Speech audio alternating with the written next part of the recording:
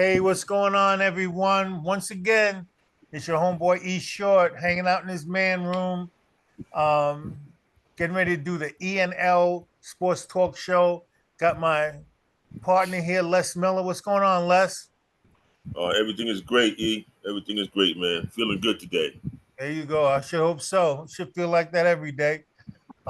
We have like a very, anyone would say a special guest. And for me, that is that and more. It's a gentleman that has provided, so much history, so much effort into the progression of basketball in the New York City area that he had to be on this show. So without going too deep into it, I want to introduce Ray Haskins, our guest for today. How you doing, Ray? Oh, blessed to be here, guys. Anytime we in a basketball circle talking basketball with basketball historians, that's a blessing. Yeah, and that's how we live. Tell everybody about yourself, Ray, if you don't mind. Well, I'm a local New York City product who learned how to play basketball from the community.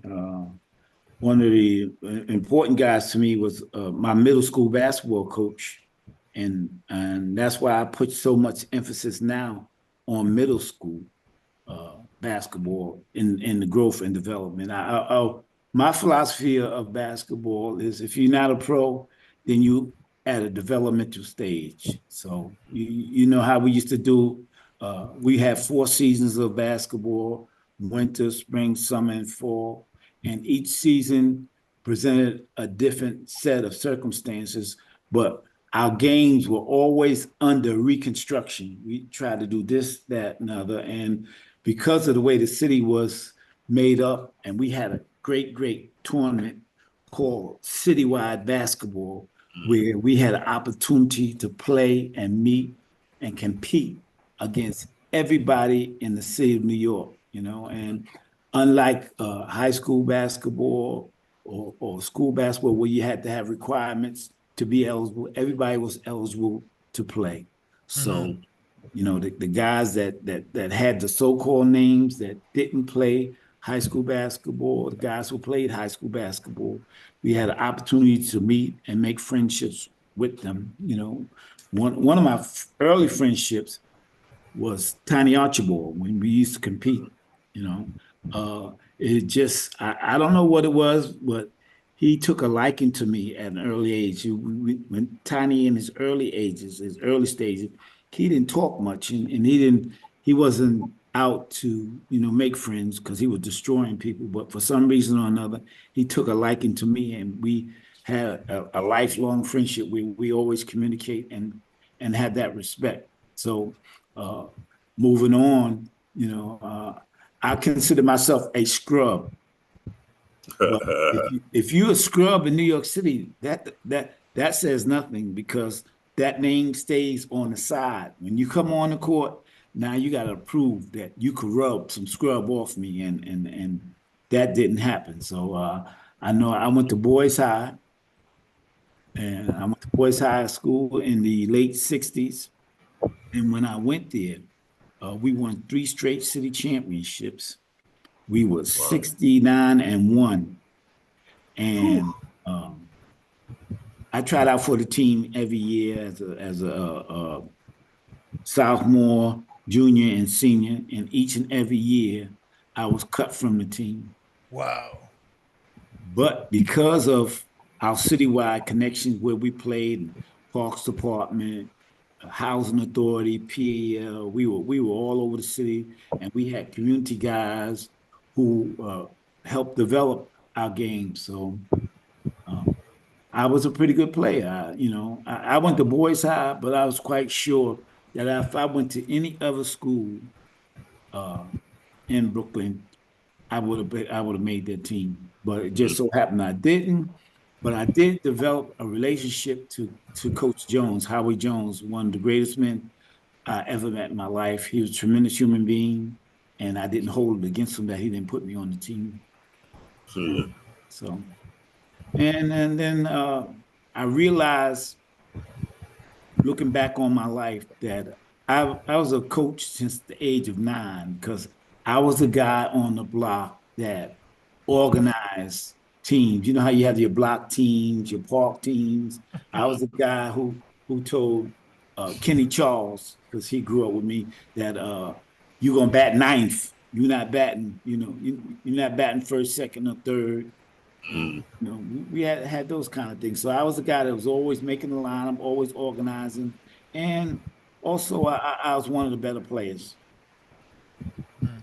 It sounds to me that you were basically a leader from that early age as well, because Hmm. that's what leaders do. Even in the community, as a kid, the kid that always says, "Hey, let's play 3-on-3 football," or you're always organizing and you're thinking ahead.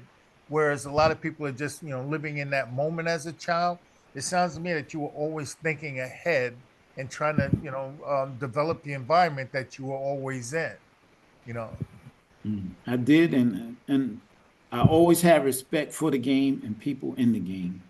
For instance, like I said, I didn't play high school ball, so not many people knew about me unless you came to some of the local tournaments and everything. So, a guy by the name of Butch Niles, who ran a program called Vanguard, and Reginald Randolph Baghdad. Reginald Randolph went to Johnson C. Smith. Butch Niles went to Virginia Union, and they made friends with a guy by the name of Ira Mitchell, who had just got the coaching job at Shaw University. Mm. And Butch was wondering why I wasn't uh, playing college basketball somewhere and other. And I told him, I said, well, just didn't get the opportunity. He said he had a friend that just got a coaching job. He was going to call him up and he's going to get me a scholarship to go to college. Wow. Him and back Nice. there, they called up Coach Mitchell, and Coach Mitchell told them, that he did have a scholarship, but he didn't need no more players. He needed a good manager. Mm. So when Butch came to me with the proposition, he said to me, he said, "Yo, Shug, I got good news and bad news." So you always want to hear the good news. I said, "What's the good news?" He said, "I got your scholarship." I said, "Well, what could be bad about that?" He said, "Well, you got to be the manager." I said, and not in these terms, but I'm not going no effing where to be a manager to nobody. And Butch said to me, he said, "Shug, trust me. Once the coach sees you play, you're gonna be on the team." Mm. And I took his word at face value, and I went down to Shore University. I got there on campus. The coach was supposed to meet me at the bus station. He didn't. I got a cab to the bus station. I had my bags, my first time ever being away from home. Mm. And I went and found the gymnasium. Guys were in the gym, and I went to find out who Coach Mitchell was. And I introduced myself, and he says, "Haskins, take these keys, go downstairs, get the balls so the guys could play." So I went downstairs, I Wow. got the balls, and I told the guys, I said, "Listen, got next." Took my bag, went in the bathroom, got dressed, got out. First game was over. I said, "No, you don't have next." Okay. Second game was over. "No, you don't have next." So the third game, I Mm. went on court and I took the balls. I said, "Listen, I don't play, ain't nobody playing." Yeah, yeah. And the guy in the background from the Bronx, who became a good friend of mine, Greg Jenkins, said, "Man, let him play." And sure, it was like from Butch's mouth to God's ears. I got on the court. I played for roughly 6 minutes, and the coach stopped play and said, "Son, come with me." Nice. And that was it. Nice. And that was it. I had an amazing career at Shore University. I was all conference a couple of years. I was all tournament captain, the whole 9 yards. And little been known to me, some coaches who veteran coaches like Cal Irvin, who's at North Carolina A&T and Big House Games, they took a liking to me. And when we played those guys, they extended their hands to me and had conversations with me and talked to me about the game of basketball, and Mm. gave me the idea that maybe one day I could be a coach. I never saw myself as a coach. I went to school to be a teacher, and Coach Gaines one time told me, he says, that's coaching is just another name for teaching. Yeah, that's Correct. true. Very true. Yeah. Yep. Yeah. Without So a doubt. I developed a lifelong membership with him and friendship with him. Then when I went on to coach high school basketball, Lester Roberts, who was an icon and he was the godfather of basketball in Brooklyn when I was a kid. He got me the coaching job, the JV coaching job at Alexander Hamilton High School. And I was a JV coach a year. The next year, Coach Kenny Fiedler, he left and went to Bushwick High School. So I became the head varsity coach at Alexander Hamilton. And Okay. from there, that's where it all began until Alexander Hamilton closed in 1983. Mm. And when it closed, I went over to Boys and Girls High School and I became the athletic director there for a number of years. And when a young guy came on the high school scene, because at that time we had high school beat writers like Bill Travis and Steve Serby, those guys, they wrote high school basketball. They covered high school basketball. Guy by the Right. name of Stephen A. Smith came, and he was inquisitive. He wanted to know who were the better coaches, who was this, who was that, and my name kept appearing, kept coming to him. So he wanted to meet Ray Haskins, and one day we met, and he decided to do a story on me, an expose, and the best high school coach in New York City not coaching.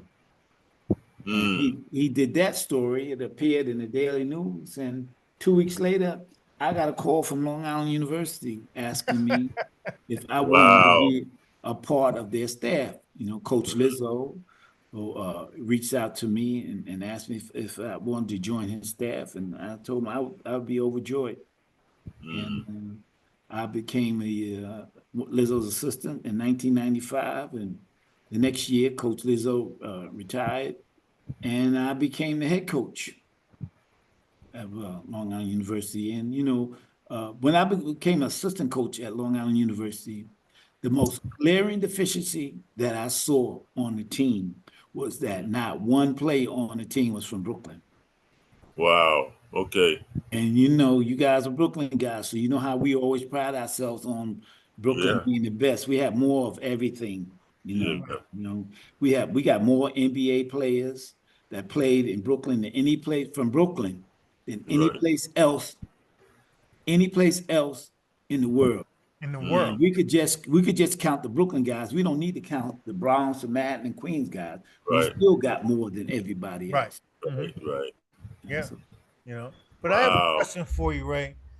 Through the voyage and the journey that you've gone on as a person, as the person Ray Haskins, what was your motivation to keep you thriving, other than sometimes some things might have fallen in your lap?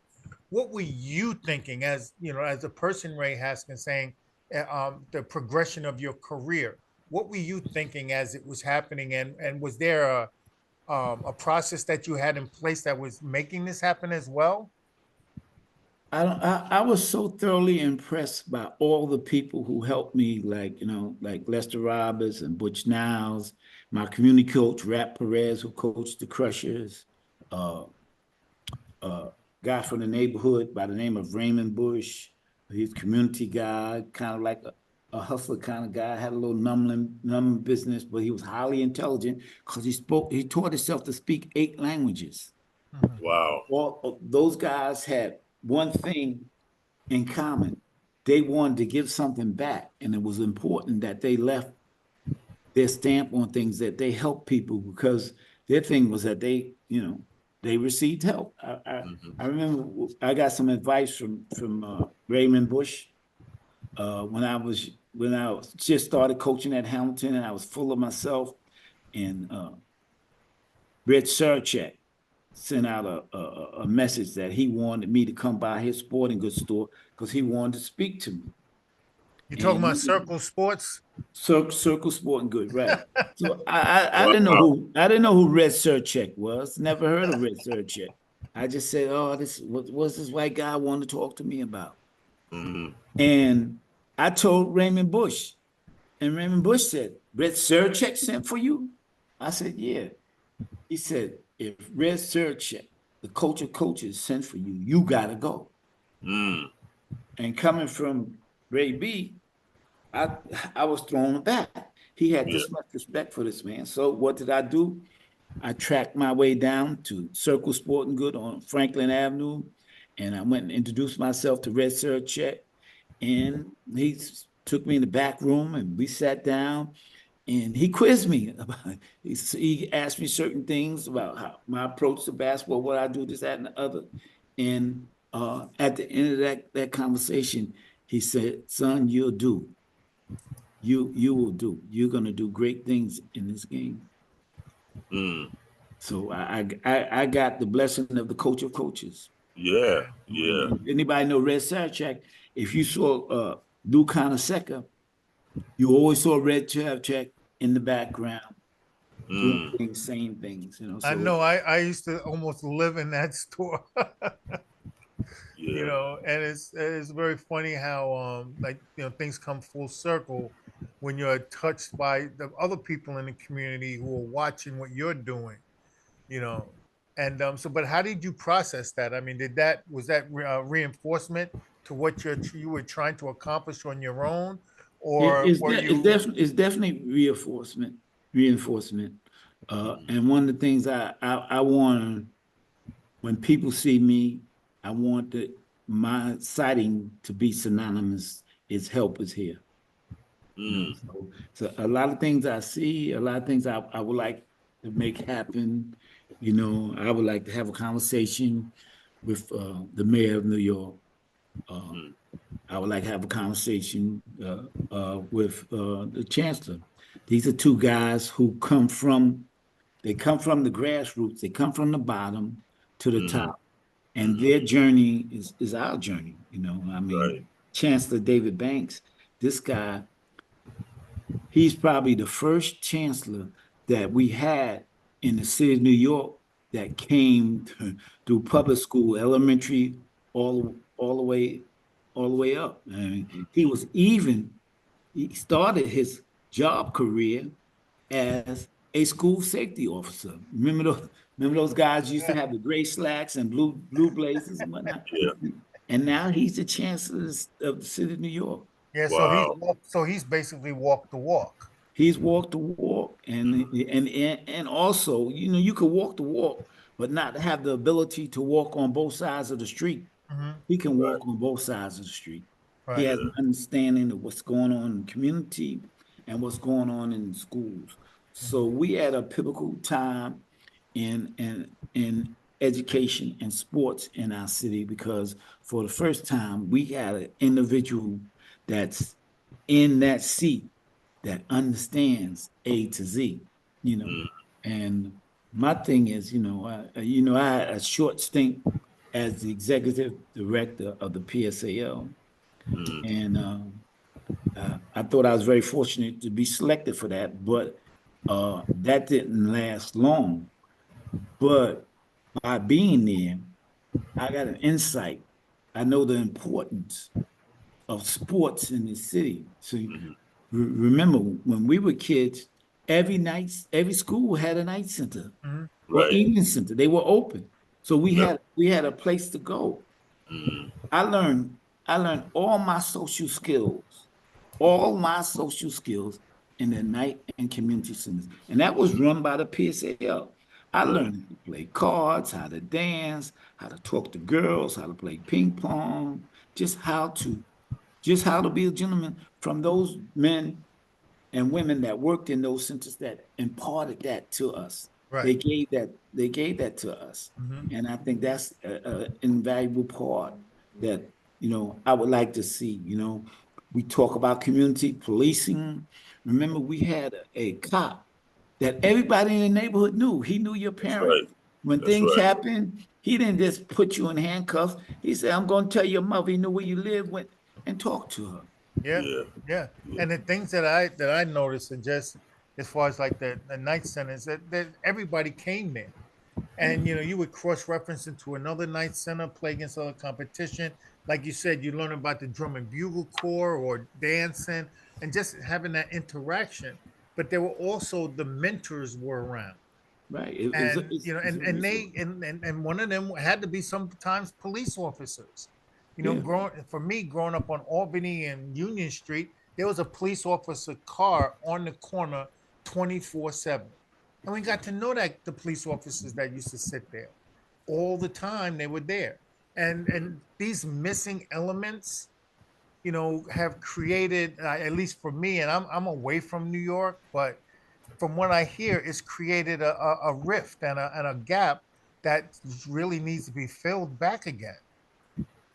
Well, we talk about community policing. I think community policing should work hand in hand with the Department of Education. We have all these precincts.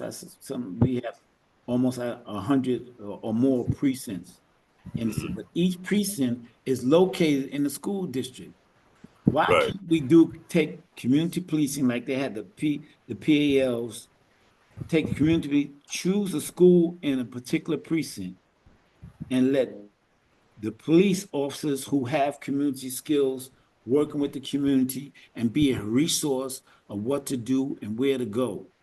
That particular place in each precinct, I think we could easily cut down on crime, Yeah, and our interrelationships, because oftentimes, we have officers from different uh, places, come from a different walk of life.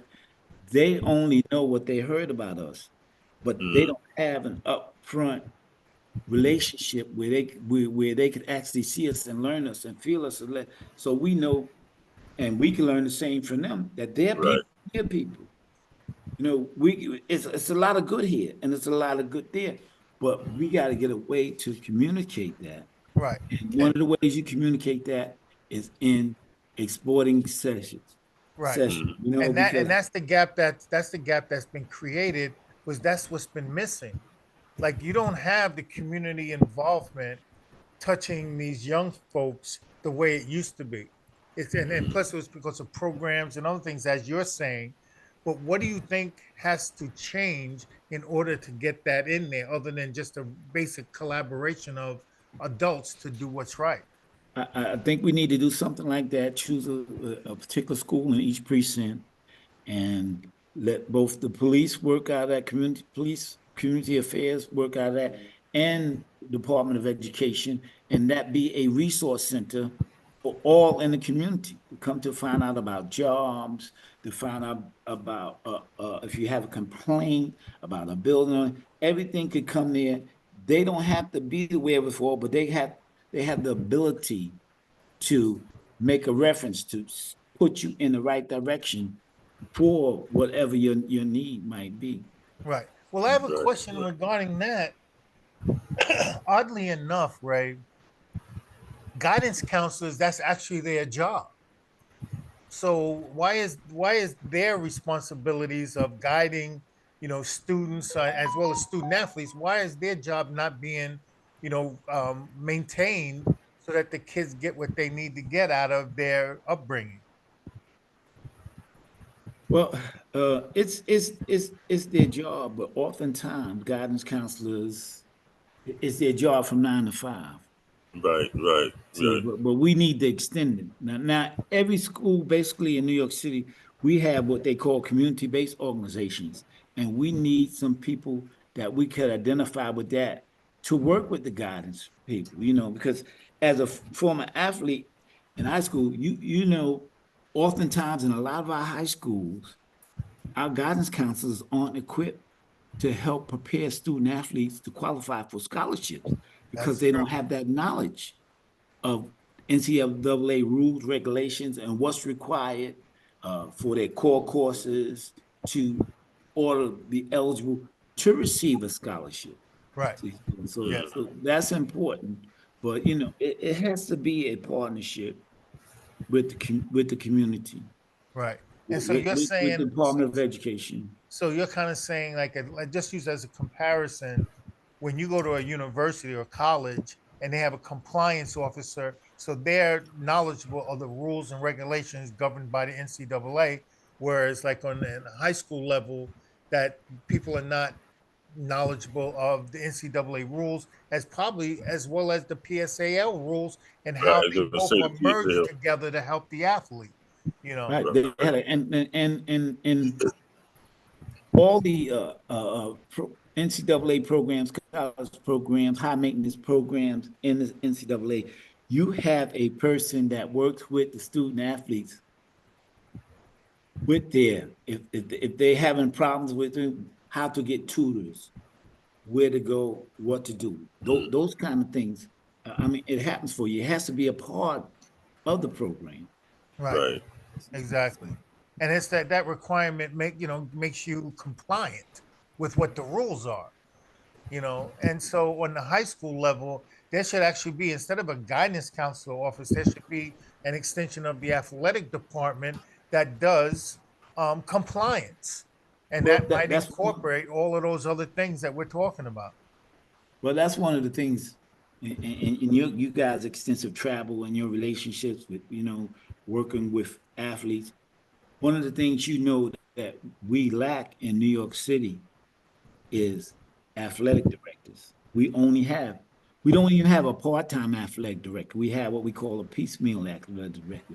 You go to Jersey, Connecticut, you have people, Long Island, you have people who are full-time athletic directors, and that's Right. all they take care is the athletic programs. Right. See, so we had a problem this year with athletics and eligibility, and at the end of the day, everybody wants to blame the guidance counselor or the athletic director. But if you have an athletic director that you get only X amount of hours to do what you have to do in a school, and that's dependent upon the amount of teams that you have in the school. Right. Mm-hmm. And so it's like it's not even a part-time job. It's a piecemeal job. Right. Right. So you be the athletic director and you work this particular school, and all you get as the athletic director is 200 hours for 6 or 7 teams. And so 200 hours is no time if you Right. have to do paperwork, Mm-hmm. if you have to find, do those kind of things to make sure that student athletes are eligible and taking the courses that they're taking. I just think that's one of the positions that we need. Just like they saw a need for a family coordinator in each school, we need an athletic director Right. in all our schools. Mm-hmm. Uh, if not, uh, some schools, because of the amount of teams they have, they can have a shared athletic director, Right. but he Right. should be a full-time person, Right. and Mm-hmm. we can hold accountable for those kind of things. Yeah. And that's funny thing you said that, because I know down here in North Carolina, like the schools that I've coached at, the athletic director, they were like three of them, and they broke it down and made sure that they were compliant, made sure that all the grades, the records, everything was standardized and in place, as well as, like you said, the recruiting process. They learned the business of recruiting so that they could serve their student athletes at at the college, at the high school, excuse me. So would that be like a paying job? They'd have to create a budget that would allow those jobs to be available though as well, right? Right?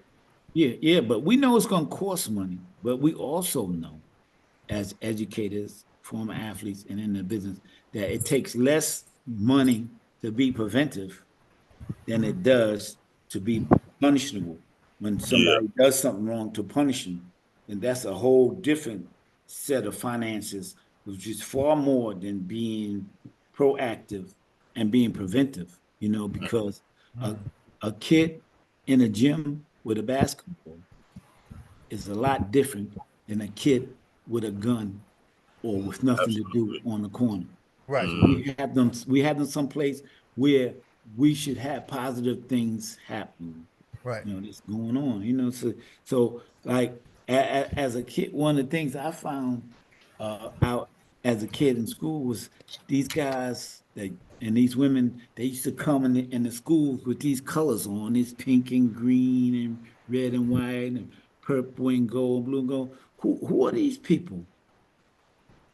Who are they? And then to find out that they are the sororities and fraternities who do positive things in our community, who can be an extension, because they give out they give out scholarships, they do things, those kind of things that are important to us, so Yeah. I And mean, any what kind of activity is helpful for the community at large. And because not everybody's going to be a point guard, you know, no, and having those things readily available for the kids in the community, to me it's a standard that's and a requirement. And when I was growing up, when we were growing up, there was so many things to choose from. Like I said, from bugle corps to playing any sport, playing chess, going to night centers, summer jobs. So the community also has a very very important part in all of this process as well. And how do you see them tying in, Ray, with what the schools are doing in behind closed doors? well, it has to be a partnership. We have to talk about it and we have to have a plan. you know you just can't open a building and the building is there. You got programs that are there and they don't talk to each other. They're not connected or they're not working together. You know, uh, people ask me how I did. I'm the first college graduate in my family. Mm-hmm. I have seven daughters. I went to college to play basketball. I didn't go to get an education. I Mm-hmm. wasn't a bad student. I was a good student. I failed no classes. I passed everything. When I have never missed not one day from school as a student, never absent. But and my daughters, not one of them were athletes, but my daughters went to college because their father went to college to play basketball. Mhm. So I got Mm-hmm. exposed and I saw the Yeah. importance of what it was. And they were gonna go. I only went to play basketball, but my parents didn't say that you was going.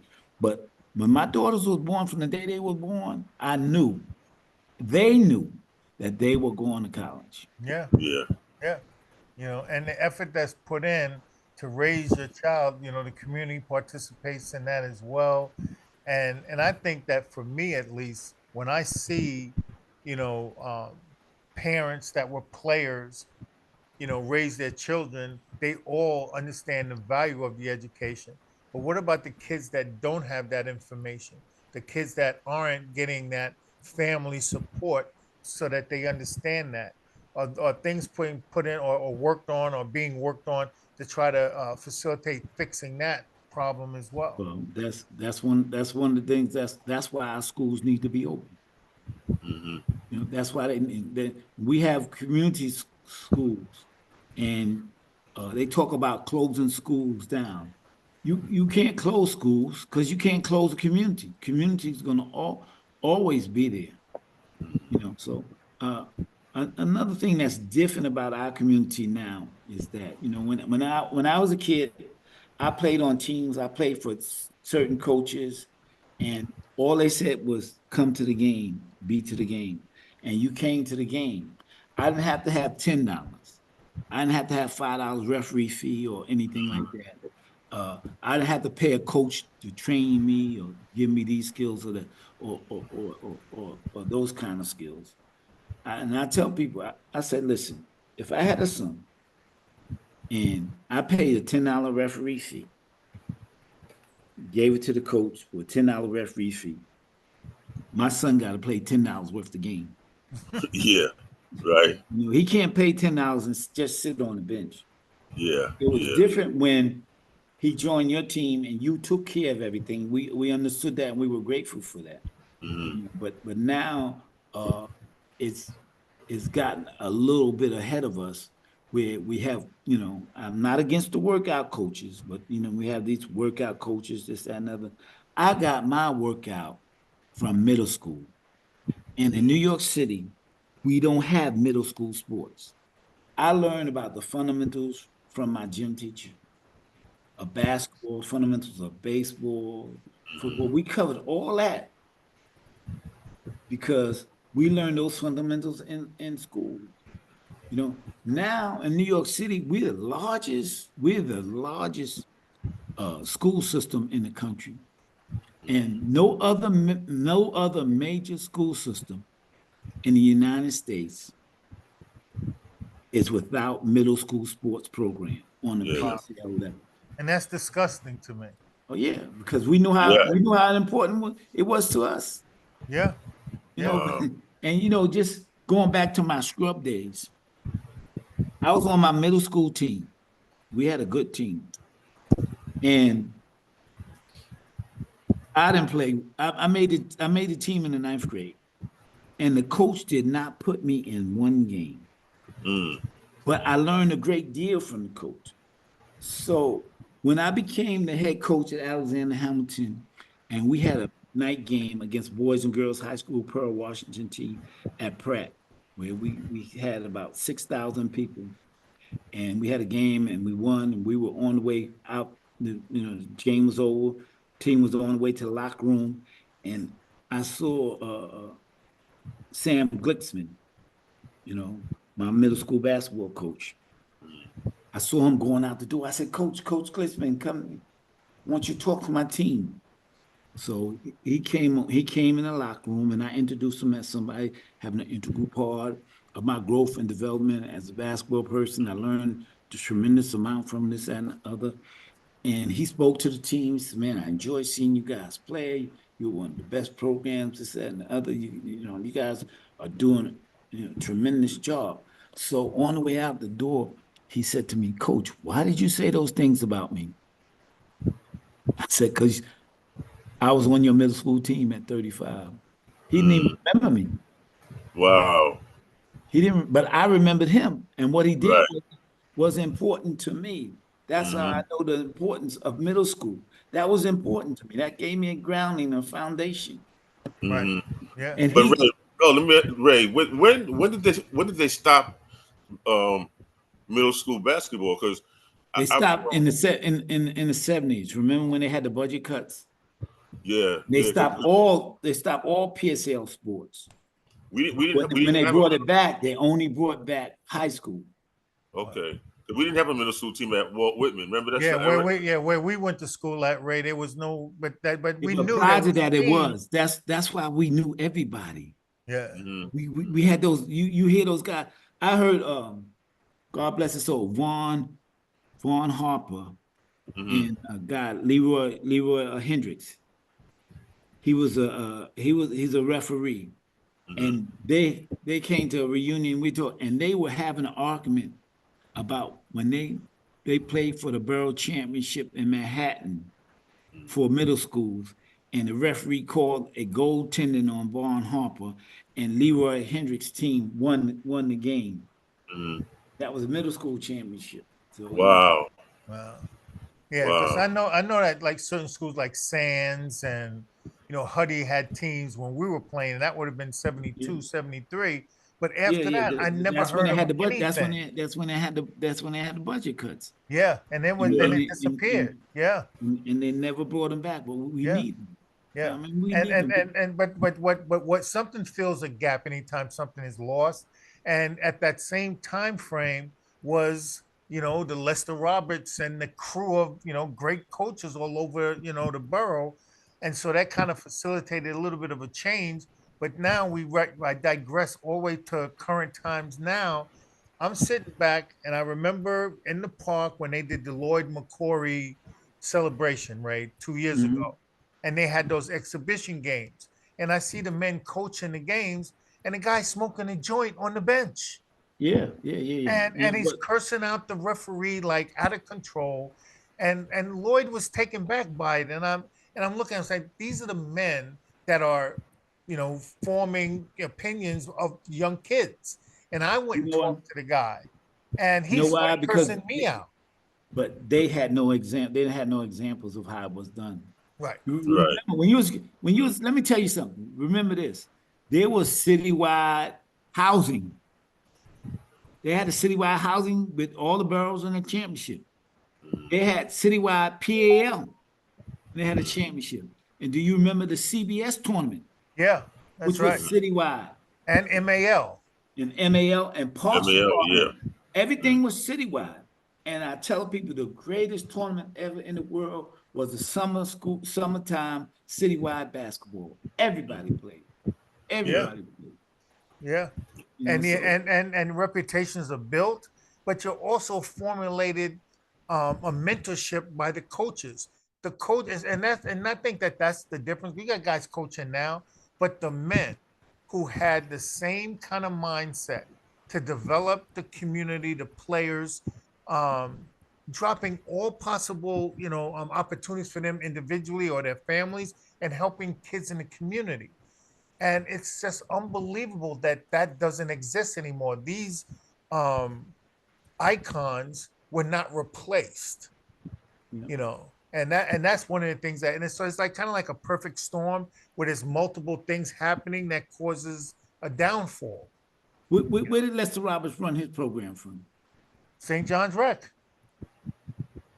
Do you know that Lester didn't work at St. John's Rec? Yeah, yeah, I knew that. Great, Ray. I used to be playing there with y'all at what was I, 12 years, 13 years old, and at 7 in the morning. So yeah, you know how many people didn't know that Lester didn't work there? They the thought he whole worked. community. They thought he worked there. Yeah, yeah. And just the mere fact that, a guy like that puts his heart and soul into just being around, let alone what comes out of his mouth and what he's doing. Just Hey, him listen, putting the time in, that's a step in the right direction. But look what happens. You have people that he mentored that started doing the same thing. And it we becomes had infectious. we had a whole litany of coaches that we could name: George Merton, Gil Reynolds, Capers, Rap Perez, guys, Dean Bentley, guys who were community coaches were smart, Skinny Reed, so many in Ali Yeah, Greg Smith, Edinburgh, Mr. Helen Fit, Anderson. Greg Smith, Yeah. and none of those guys, Holcomb Rucker. Now, Holcomb Rucker was from Manhattan. Right. You know where the first Rucker game was played In at? Brooklyn. In Brooklyn. At Kingston Park, because right. Rucker was the park man there. And he wanted to get back to Manhattan. He worked for Parks Department and he was a teacher. So he ran his first game there. And you know who some of the infamous players who played in that game? Jim Brown. Yeah. Jim Brown? Yeah. Wow. Oscar Robertson. Okay. And world famous pitcher, Hall of Fame pitcher, who could easily been an NBA player, who still holds the record for BRC when he scored 63 points in Brownsville Recreation Center when he came and played in the tournament there. Bob Gibson. Bob Gibson, wow. What?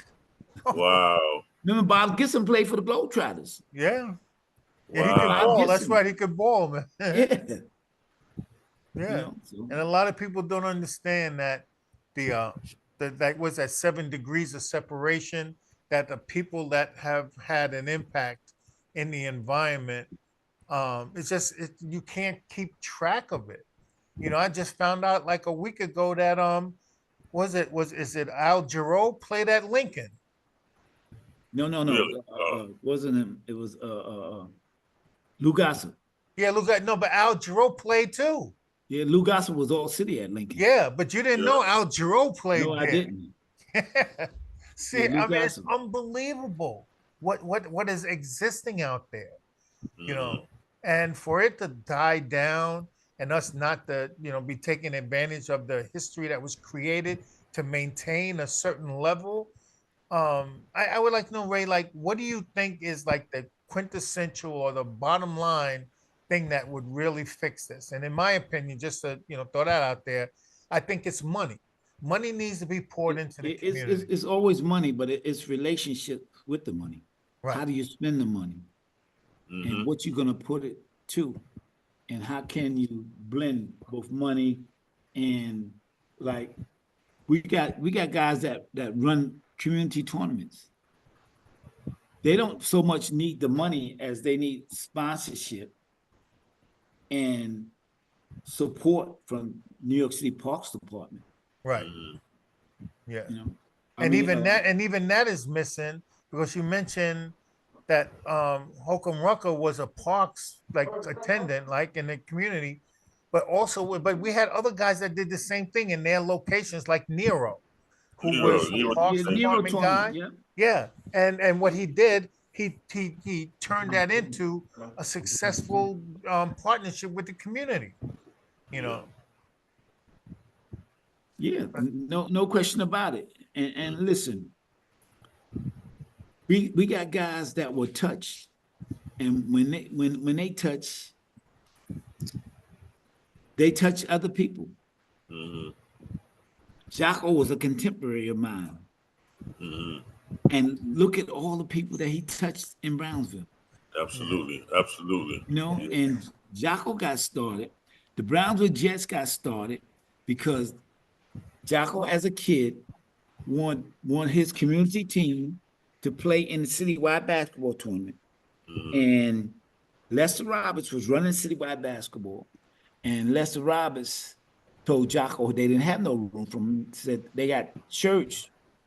And that time the shirts had names on it. We got shirts for a team called the Jets, but they didn't show up. And that's the only spot we got. So Jocko said, bet we'll be the Jets. And that's how Jocko got his name, Brownsville Jets. Blue Jets. Wow, wow. take it as it comes, right? That's right, from Citywide. And from Yeah, there, Brownsville Jets are synonymous now for community work and what they do and the legacy that Jocko left in Hmm. Brownsville. yeah, And that's a community guy. hmm And yeah. he was doing that without getting paid. And the Parks Department got smart and said, you know what? Come on, you run Brownsville Recreation Center for us. Hmm. And that's what we need, these important places where we got community minded people, not just a job, but people who got the community at heart. They want to do for the community. Right, right. Right. Absolutely. Yeah, and those guys all and gals, because there's women there too. They're there. They're around, and it's just a matter of fact of whether or not you want to tap them on the shoulder and present the opportunity of being able to do what they vision to want to do, and that's Hmm. trusting the people of your community and not looking at them as adversaries. Believe in the people that care. If you don't That's do right. that, you'll never put the right people in place. But who does that hurt? The kids, you know, and that's always going to be the case. Yeah. And we have to understand what winning is, winning and losing. Winning is not the score of the game. Winning is the road that you travel Yeah, to get absolutely, there. The, absolutely. the growth and development and being able to take a particular discipline, a sport, whether it was music or whatever, and relate that to life. How would you handle that? Because Right. oftentimes one of the things I talk to my players about is about the referee. You leave the referee alone. You don't bother him. You don't antagonize him. If he Hmm. asks you to do something, you do it. And Hmm. who's the referee in the community? It's the police It's officer. the police. It's the police officer. You don't antagonize him. He Right. says, move from that corner. You Hmm. don't say, I'm not going to move. You Hmm. move. Yeah. You Yeah. move. Pay Yeah. respect. And you understand if you have a problem, how do you handle a problem with the police? You go above them. You don't talk at them. You don't attack them. Hmm. It's somebody that has to tell them what to do.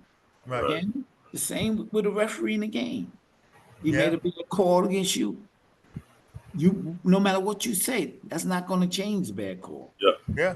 And that's a funny thing that you bring that up because I know I've gotten one technical foul in my whole life, and that was as a coach. I coached my daughter, as a matter of fact, and the coach said, we had black uniforms, and the coach said, technical foul on black coach because of the uniform color. Everybody in the place started laughing, and he kind of like rescinded the text because he saw that, the hilariousness behind that. But my point being is that you have to respect the level of authority that people have so that you can participate. To me, that's and I was taught that from beginning. Never gotten a Yeah. technical foul as a player, and that level of respect, like you said, it's required because it brings out the professionalism and the sportsmanship in the player. If you don't have that, then you have the chaos going on that we see now. You know, You know, I've been a licensed official for over 50 years. But I tell people I'm not an official. I'm a coach that knows how to referee. Right. I taught the class for 16 years. Mm. And one of the reasons why I taught the class, because when I was coaching at Alexander Hamilton, we had a game up at St. John's and we won the game, but I was displeased with the referee. So I waited down in the lobby and I waited for this guy to come out the locker room because I was going to blast him. And he comes out the locker room and he's wearing a priest collar. Oh my God. I was that's telling the end of that conversation. Yeah. I said, Father Ernie, oh my God. He was a good official, but it just showed my short-sightedness. I'm gonna, show this referee up. But he came Mm. out with a priest collar. Yeah. The God set me up with that one. Yeah, Yeah. yeah, Yeah. and that's a learning experience, which is it's a okay, and even if you didn't learn anything from that, it still shows you after the fact that you don't know who you're dealing with. You Yeah, don't. I mean, you have to learn how to talk to people, yeah. and Yeah. sports is supposed to teach that skill set. Yeah, and it taught And me. like you said, God kind of said, "Hey, Ray, It taught me that not the today." game is the game. Leave the game there. Yeah, Right. yeah, Absolutely. That's it. yeah, That's it. yeah. And every coach that I know of in my era would have, basically, said the same thing. Don't mess with the referees, leave them alone. That's my job. That's not your responsibility. That's So what what George is, said all the time. That's yeah, what George but said all the time. Let me yeah, get the technical foul. right Yeah. away. Yeah. But what changed, Ray, that allowed the athlete to have that, to think that he has more of a voice in the Sports, outcomes of games than they do? sports, sports radio, where all these guys got all these brilliant opinions. You talking about And, my show? and You talking about this show? no, this is a podcast about the grassroots, about really what it really is. But you get guys who got opinions about this, that, and the other, and parents pick up on it, and they think that they could come out to the park and assault officials and talk Mhm. bad to them. We have a shortage in officials now, Yeah. Really? because of that. Yeah, because they're being attacked, and you know. Hmm. And when I taught the class for 16 years, and one of the things I told my participants uh, that took the class was that you have to be careful where you officiate. If you're going to officiate in the park, and we need community referees, Hmm. but if nobody has control of that park, you don't belong there. Right. Right. The people who are running the tournament has to have control. You have to see them tell people to do something that's not right and don't do that, and they stop. Right, If they continue to do it, it's no control and it's not worth it. Hmm. right. I mean, I've officiated games where people know who I am, and they go off at my partner, and I stop the game. I Right. said, no, we're not doing this. And they said, well, we didn't attack you. I said, I know, but I was next. Hmm. I'm Hmm. next. No, Yeah, I'm next because you got to respect the total game. right. Yeah. Yeah, and know Don't your know. place in the process. I mean, I always say to people, there's no way in the world you'll find yourself walking into the White House or Brooklyn Union Gas Company and telling them how to run the business that they do. You don't have that right to do that. No, Step you step don't. back and watch the show. You're not going to go to a Broadway play and start complaining that the guy's using dialogue that you don't want to hear. It's not your place to do that, and that entitlement for people to think that they can do that, that they don't understand the game competition, and what the venue is actually providing. So they come with a misunderstanding of it, that as if they're participants when you're a spectator. And you got to know your place as an adult, child, whoever. And what do you think, Ray, can be done in order to actually eradicate that nonsense that goes on in on these courts with Well, parents? That is I see them doing it in high schools where before a game they go over a pledge and they go over expectations with the student athletes, Right, right. make their announcements, and they shake hands before the game. And I Mhm. think it has to go to the street level. I think in our tournaments, I think that has to be spoken about, and that has to be demand that we respect the officials, because oftentimes when we go in our parks and we can have guys who are coaching, the only true professionals in the park are the officials Mhm. because they're trained right, to be that. So we have to develop and we have to talk about having that respect. Now, with coaching, community coaches, I encourage all of them to join the NABA. Mhm. You know, because they have a spot for community coaches, and they should have that network and that avenue for development. right, You know, me, I'm like I said, like as a player and as a coach, my game was always under. I always learned things. Now I could speak about this because it's true. When I was a high school coach, if you know about the way we played the game, and John Thompson used to come to our games because he was recruiting my players, Nate Sims, Ice Reynolds, Carrie Scarrow, Peter Washington, had Mhm. really Ed Davner, had really good players, mm-hmm, Gerald Green, and we collaborated. You know, he would ask me questions about press. Why do we do this? How do we handle that? How we do? So I basically collaborated with him Mm. on pressure defense. So I'm Okay. gonna show you to what extent. So I forget what year it was. I think '70s when no, it was in the '80s. '80s. It was 1986. I think we had the Final Four in San Antonio. okay, One of my daughters applied to Georgetown School of Business. She had Mhm. a 4.0 grade point average, brilliant young lady, graduated from Brooklyn Tech at the age of 16, Mm. graduated from Stony Brook with honors. She applied for Georgetown School of Business and she was rejected.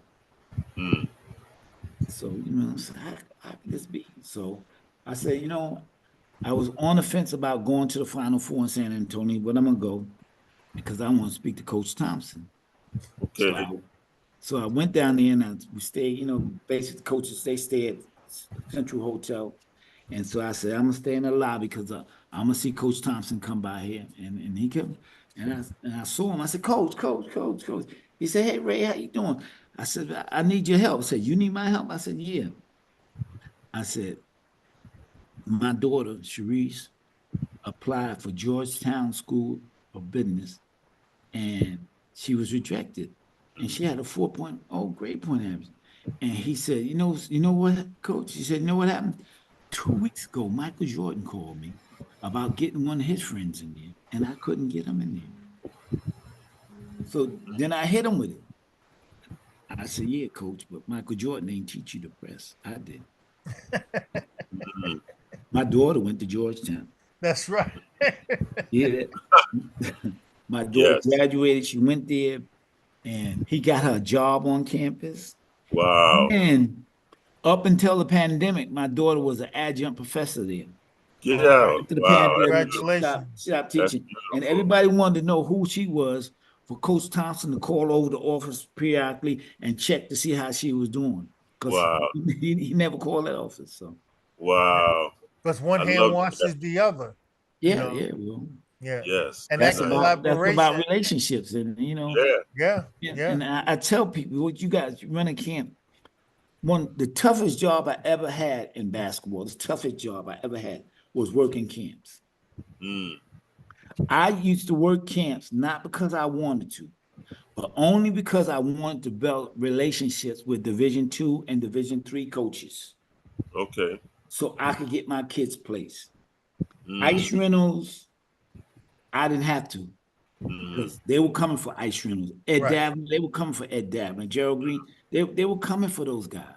Nate Sims, they were coming for those guys. But it was the other guys, it was the Wendell Saunders and the Mike Irvings, Mhm. those guys. So I was able to place all my guys in Division II and Division III programs, Mm. because I've developed relationships with those coaches and they knew what I stood for. And if I Right. sent them a player, I sent them a player that knew what it was to be a part of Right. a program.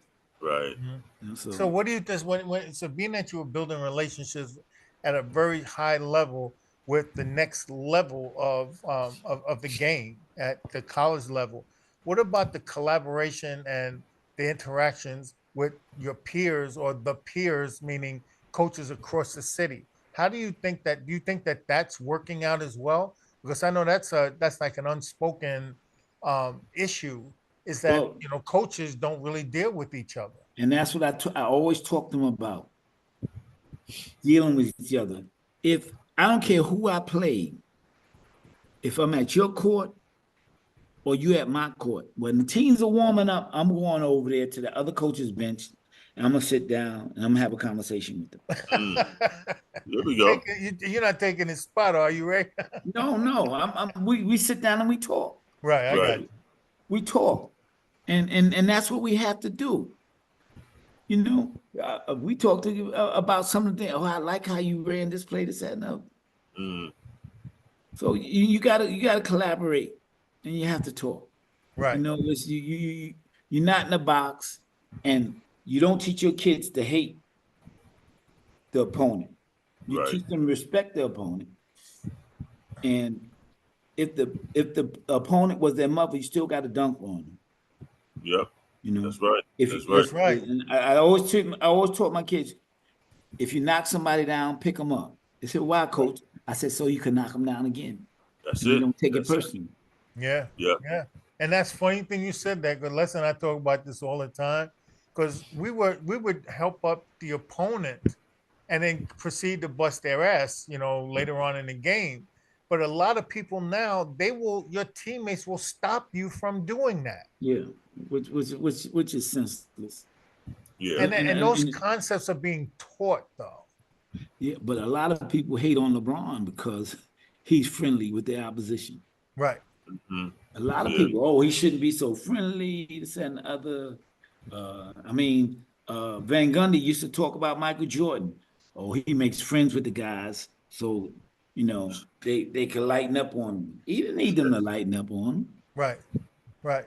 And people don't understand that when you get on that court, it's your job to, try to beat your opponent, but it doesn't mean that you got to punch him in his face to do so. No, You not don't at have all. to disrespect his family to do so. And especially it's funny because in the pros, it's a job, and that guy that you're cursing out and ready to fight could be your teammate next year. Mm. So it's a lesson learned in the humility of being an athlete as well, which Mhm. people aren't teaching skill sets about the game, let alone anything else. You know, Right.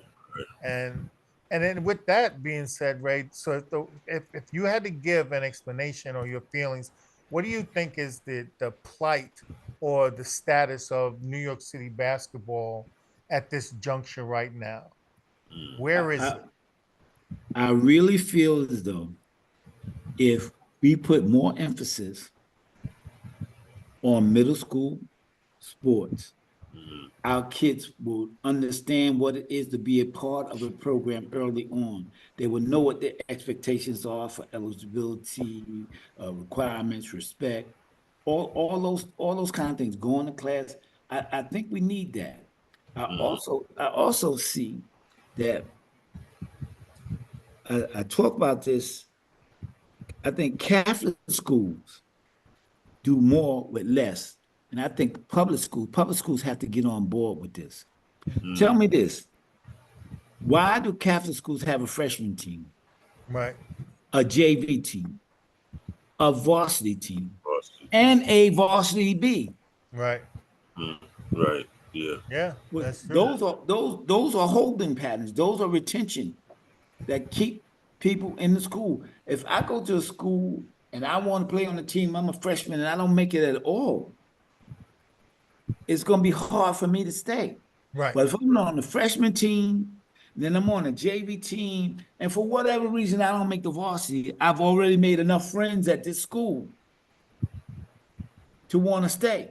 Right. And Yeah. if I don't make the varsity A, I can make the varsity B. But I'm Right. Yeah. playing and representing the school. Right.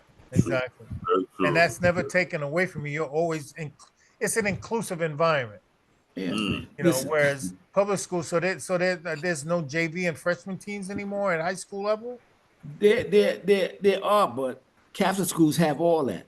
Right. Yeah. Okay. Yeah. So, I mean, I have guys that come up to me today and swear to God they saw me play for Boys High. Really? I was up in the Bronx at the dedication at the gymnasium to Tiny Archibald at Clinton, and a guy came up to me and said, "Man, it's been over 40 years, but I hate your ass." I said, I don't even know you. Who are you? Mm. He said, my name is Terry Lewis, and I played at Monroe High School. And when you played for boys and girls, y'all beat us in the playoffs. And I was crying. I was a freshman. I was crying. And Mel Davis came over to me and was consoled me. And you came over and said, Melvin, F that guy. Come on, we got business to do. I had to tell the guy, I said, that wasn't me. Wasn't you, right? I didn't play for Boys High. Right. But for 49 years, this guy hated me and thought that was me. Yeah. Yeah. So But I tell you, man, is that people's memories are really like so far Telling you. fetched. It's So, unbelievable. Ray, what do you think about the AAU programs now? it's too much. That's I mean, before we remember at one time we pride ourselves on not having to go to AAU because we had so much stuff going on in the summertime. Right. right. You know, we had citywide, and before citywide, remember we had basketball tournament. We had after school. We had Easter basketball tournament. We had the Kennedy, we had the Wagner, we had the Mhm. Marshall Lou, we had the Fez. We had all these different tournaments where we could play. We played enough competitive basketball. Now, what you find with the AAU guys, a lot of them, not all of them, but a lot of them want to control the kids. Right. So that's when you find a lot of our kids go to a private school or go to a Catholic school, so those AAU coaches can control them. They Mm-hmm. might pay their tuition or whatever to go to those schools, go away to a prep school where they recruit for. So, it's different, man. I mean, Right. And they consider them their handler. yeah, That's what they're that's what considered. they do. They I handle know. the kids. Yeah. And Mm-hmm. I'm all in it down here, Ray. So I know. Yeah. one of the things that I really really like when Seton Hall, no, St. Peter's made the run, and Corey Fisher was the coach, Mm-hmm. and they said, "Oh, Corey, I see all your Jersey guys are so supportive of you, this, that, and other." He says, these people, they're supportive, but I want you to understand that I'm a New York guy. I went to high school in Jersey, but my roots are in New York. I come from South Side. You're talking about Shaquem Holloway, right? Yeah, Shaquem Highway, right. Yeah. Yeah. Yeah, that's right. And people associate him with New Jersey, But Right. the funny thing is, guys get snatched up, and everybody talks about this, but you don't to talk about it because you heard about it. But I'm talking about because I know for a fact that guys will be snatched out of their communities and sent to the IMGs or the Mount Verdes. The roster says that they're from Florida, but this guy grew up on Fulton and Ralph, Yeah. and it's like, Right. and the sneaker companies are the ones taking these players.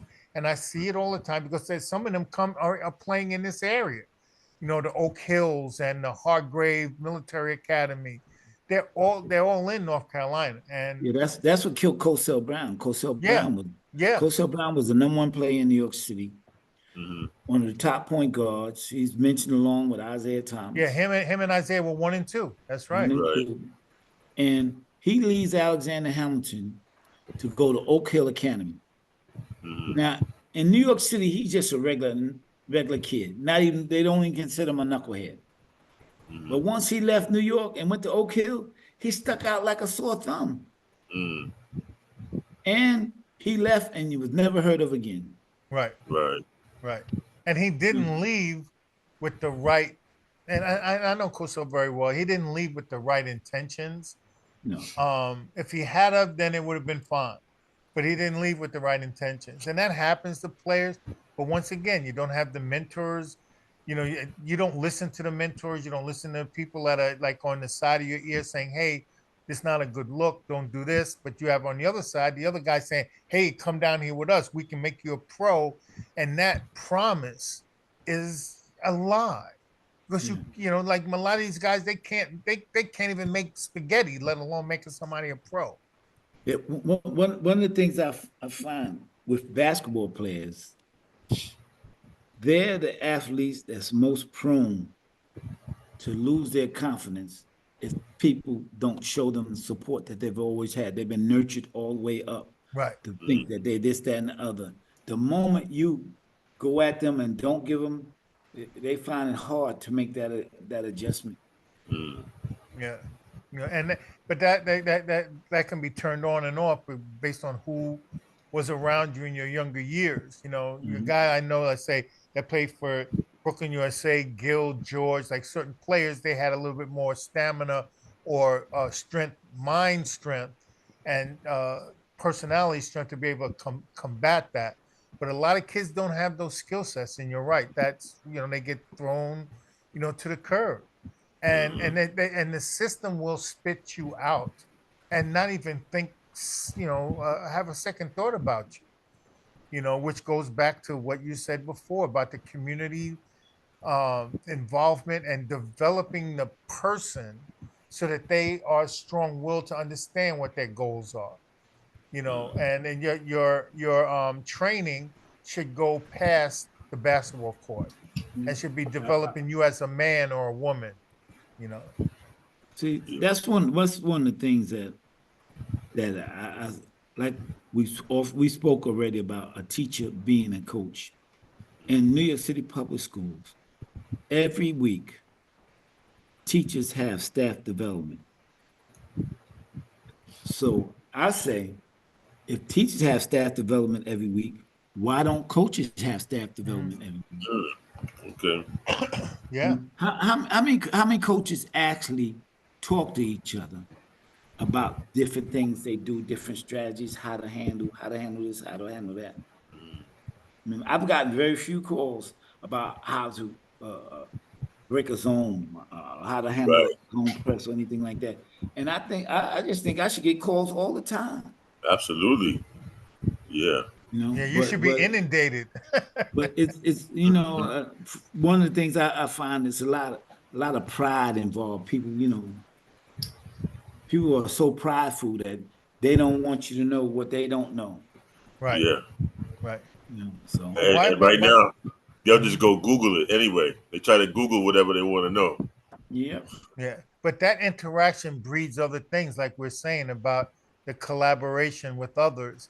When you talk to people, whether you're relinquishing certain, levels of your lack of knowledge is immaterial, because what you're doing, you're developing a relationship with somebody Right. that you can possibly turn to for a number of reasons, whether it be an athlete giving you a hard time, of another opportunity for somebody. If that carousel is always open, there's going to be a flow of information in and out constantly, and you take what you need. And that's part of the problem, is that there's not a environment where information can easily flow, because everything is siloed. Joe's doing his thing over there, Bob's doing his thing over there, and nobody ever talks to each other.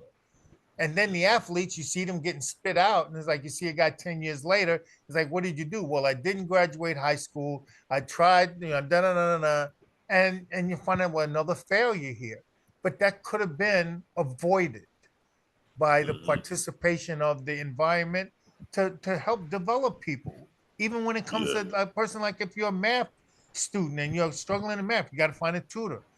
Don't go to Yeah. the guy that don't go to the guy that failed math or every time, when he was going to school. You got to go to somebody that knows what they're doing. And Yeah. and that's the problem, because once again, you have people filling you with, oh, you're going to be a pro, and so that's what you start listening to, versus you need to work on your handle. you know and Yeah. I don't mean to be dogging people who coach and do good things, but you can't patronize children and expect them to develop. No, not at all.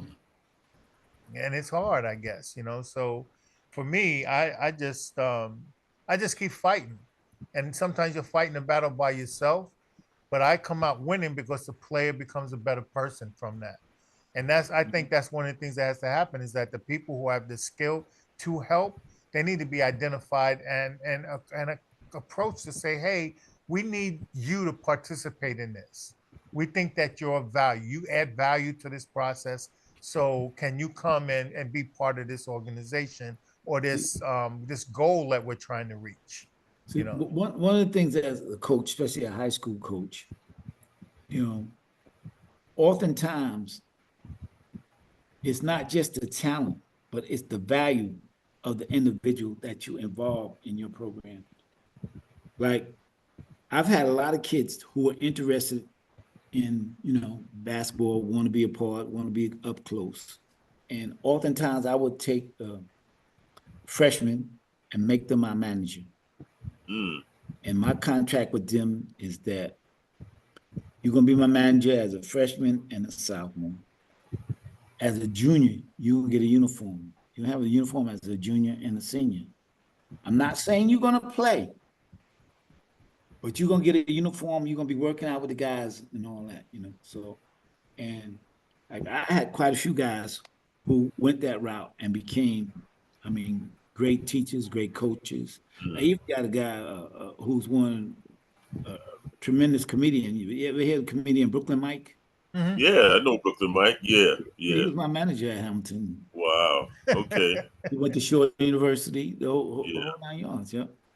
And just because that was his dream. He wanted to be Right. so. and But and that and but see, that's because you have your eyes open, right? And a lot of people who are in positions to do certain things in that nature, they don't have their eyes open, or they have blinders that make them just focus on what they would think is the task at hand, win, just a team. But just a little bit of an adjustment of your visual to look to the left or right, up or down or behind you, and there might be five people that can add value in some Mhm. way, shape, or form. And Yeah. if but you have to be that kind of thinker, and that's who you are, Ray. But a lot of people who are in positions, they're not those type of thinkers. And so it's abstract for them to understand. It's like, oh, what am I doing that for? They would question it instead of embracing, once again, another opportunity to help someone. Even though he's not scoring 20 points a game, but he's adding value somewhere for for whatever cause that you're fighting for. You know. Another thing I stress to up and coming coaches, it's nothing wrong with being an assistant. I think it's better to be an assistant because once you know what the job of an assistant is, then you have a better understanding when you become a head coach what to expect from your assistant. Mm-hmm. That's a good I point. tell everybody, I was Lester Roberts' assistant. Mm-hmm. I was Billy Townsend's assistant. I was Lloyd McCoy's assistant. Mm. You know, and that's not a negative connotation. Right. Right. That's a part of building your growth and development and actually learning the game from A to Z. Right. Mm-hmm. And one of something that's funny that I keep saying is a funny thing you're saying is I saw yesterday, was it Nate McMillan is now an assistant coach somewhere. And that's LA, right. And LA, the that Lakers. speaks that the Clippers, and that speaks Lakers. directly to what you're talking about. The No, Eagles not I think he's with the Lakers. right, but Yeah. he's been a head coach in the league. And it's his ego was not so big that he wouldn't take second fiddle or second chair, for so to He's speak. always been good like that. You know, he's from Raleigh, North Carolina. Yeah, yeah. Yeah. And but that's knowing, you know, how your career path and what's worth taking, and like I'd rather do that than to be out of the game. Oh, I Right. accept that role because I need to be in the game because I add value. And that's and that's also confidence that's breeded in some people that others don't have it. They might have a guy lose a job and he's like, well, what, I'm not coming back there. I'm not doing this, blah blah blah. But he's always forging. That's the same with the guy here in Charlotte, Coach Clifford. He was all over the place. Coached at Siena, a couple other places upstate New York. Got the coach there. He left. Now he's up in the front office because he knew that there was growth potential in what he was doing. But a lot of players don't have mentors. And once you said professional development will let you know where your career is and what your options are. But if you don't have those conversations, you're not going to know where to be developed. Or you might know, but for the most part, you're not going to know what development you want. You know, ask anybody in corporate America to do the self evaluation, and they all will always run into trouble to say, "I don't know what I need. You have to tell me what I need." You know, so college, I guess, coaches have that same dilemma that they're dealing with. You know, so I just had another question for you, Ray, and change the little subject a bit. What was your Long Island University experience like? Mm. it was a tremendous experience because we brought Division I basketball to Brooklyn, and prior to that, when you had a good run, but the enthusiasm where when we had games at LIU, the whole city came. It wasn't like the student body at LIU would show up. Mm. So I had a very positive experience. I found the people at LIU to be very supportive, and I mean they had the best interests of the student athletes that I was coaching. And so it was a good experience, and I wouldn't trade it for anything in the world. They Mm-hmm. gave me an opportunity to do something special, and Right. I felt blessed about it. It Yeah. was. And I think that that growth that happened there, um, what changed as the years went on? I mean, if you could speak to that, in the sense of how the university kind of fell off thereafter. What was missing in that transition after your stint Well, there? what fell off was the fact that people who came to the game weren't really, they were the community. I mean, they spoke Mm. about it, LIU being a community school, but when the community showed up, it wasn't the same. Mm-hmm. So that really took away from it. Yeah, Mm. and I mean, to be in such a pivotal location in downtown Brooklyn, what do you think is the how does the future look for them in your eyes? Well, being downtown Brooklyn wasn't. Can you hear me? Yeah, Yeah. Yeah, being downtown Brooklyn was an advantage Right. because what I did was I looked at the total campus and I made downtown Brooklyn a part of the whole LIU experience, the whole part of the experience. So that was a great place to be. Mm.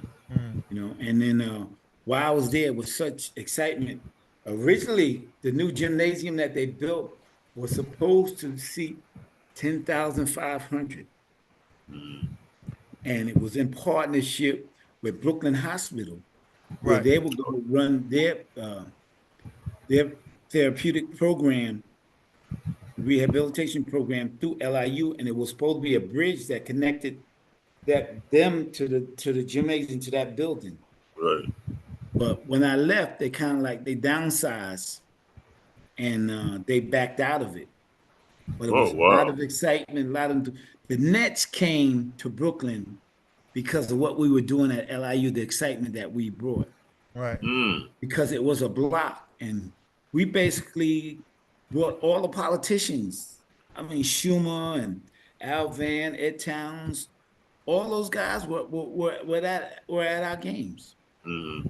Because that's what basketball does, man. Basketball is so amazing. Basketball has taken us all over the world. Right. All right. That's right.